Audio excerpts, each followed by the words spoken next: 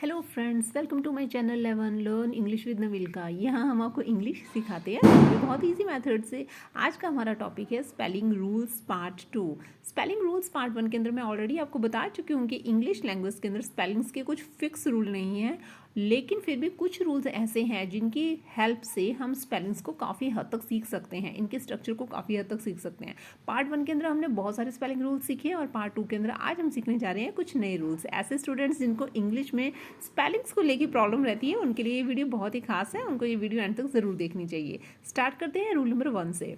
The letter C is followed by letter EI and other letters by IE, यानी कि आपका जो C letter है वो फॉलोड करता है EI लेटर्स। EI लेटर्स हमेशा C के बाद आते हैं। देखिए जैसे कि यहाँ पे एक एग्जांपल है सीलिंग, छत के बारे में बात हो रहा है, कंसीव करने को लेकर। डिसीव मीन्स जैसे किसी को बहकाते हैं। इस तरह से इन सभी लेटर्स में जहाँ जहाँ भी C आ रहा है वो C के बाद आप देखेंगे कि वहाँ पे हमेशा EI ही आएगा। सी के बाद कंसीव के अंदर देखिए यहाँ पे अगर आप ई की साउंड दे रहे हैं, ई की साउंड देना चाहते हैं तो वहाँ पे ई आई आ रहा है, कहीं पर भी वहाँ पे आई ई नहीं आएगा। जबकि आपके जो अदर लेटर्स हैं एन बी ए बी कुछ भी आपके लेटर्स हैं तो वहाँ पे आपका आई ई आएगा। और एग्जांपल्स इनके देखते हैं।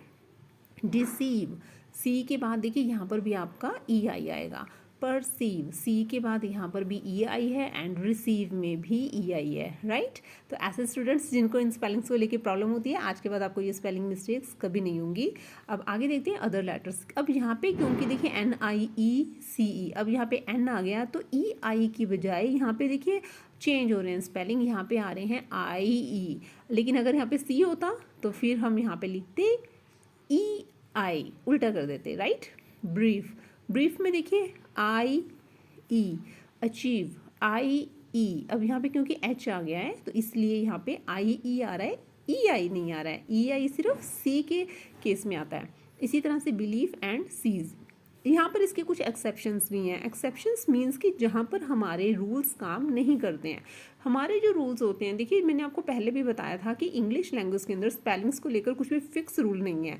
कुछ हद तक ये रूल्स सीखे जा सकते हैं, लेकिन एक्सेप्शंस जो होते हैं, ऐसे वर्ड्स को आपको अपने माइंड में हमेशा रखना चाहिए, क्योंकि ऐसे वर्ड्स आपको बताते हैं कि रूल्स के अलग जाकर भी ये कुछ ऐसे स्पेलिंग्स होते हैं जहाँ पे ये काम करते हैं। फॉर एग्जाम्पल देयर ई आई। अब देखिए यहाँ पे वैसे रूल के अकॉर्डिंग सी के बाद हमेशा ई आई आता है, लेकिन यहाँ पर ई आई की स्पेलिंग यहाँ पे आई हुई है। देयर में जो स्पेलिंग होते हैं पहले ई आता है। इसी तरह से हायर, रीजन एंड लेजर, इन सब में ई आई आया हुआ है, राइट। अब नेक्स्ट चलते हैं रूल नंबर 2।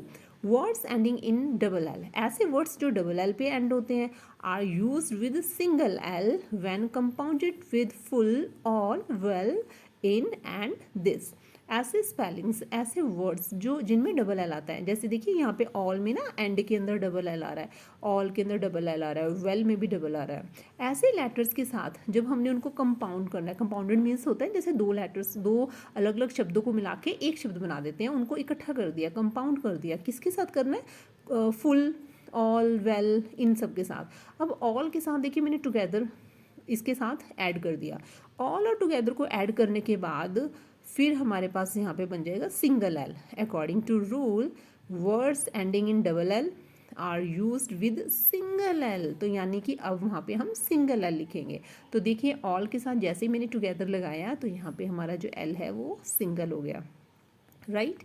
उसके बाद आता है ऑलमोस्ट। ऑलमोस्ट, अब ऑल जो है ये डबल एल पे ख़त्म हो रहा है, अब इसके साथ हमने मोस्ट लगाना है। अब इसके साथ जब हमने मोस्ट लगाया ये एक नया वर्ड बन गया ऑलमोस्ट, और इसके साथ हमारा जो एल है वो हो जाएगा single.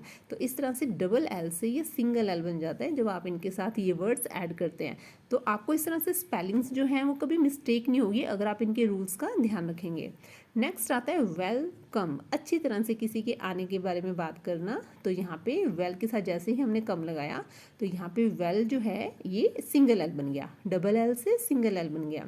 Already, already, already spelling rules part 1 की वीडियो ऑलरेडी अपलोड हो चुकी है, आप ज़रूर देखें। ऑलरेडी में देखिए एल यहाँ पर सिंगल आ गया, राइट। नेक्स्ट अनटिल, अनटिल, अन हमारे पास एक वर्ड है, टिल हमने उसके साथ कंपाउंड करने के लिए उसको जोड़ा है यहाँ पे। अनटिल, अनटिल, यहाँ पे हमने टिल जो है वो अपना पूरा लिया है ये इसको TILL, क्योंकि हमारे पास देखिए ये जो हमारे पास जो वर्ड्स है ना, ये डबल एल पे ये ख़त्म नहीं हो रहे थे, डबल एल वाला वर्ड्स हमने इसके साथ ऐड किया है, तो इसमें आपको कंफ्यूज नहीं होना है। अगर किसी वर्ड के जो वर्ड्स हमारे डबल एल पे ख़त्म होते हैं उनके साथ ये वर्ड्स ऐड करने पर हम यहाँ पे सिंगल एल लेते हैं, लेकिन अनटिल जो है ये हमारा डबल एल के साथ डबल एल ही रहेगा। इसके अलावा कुछ और भी वर्ड्स हैं हमारे पास, जैसे कि इन स्टिल, इन स्टिल।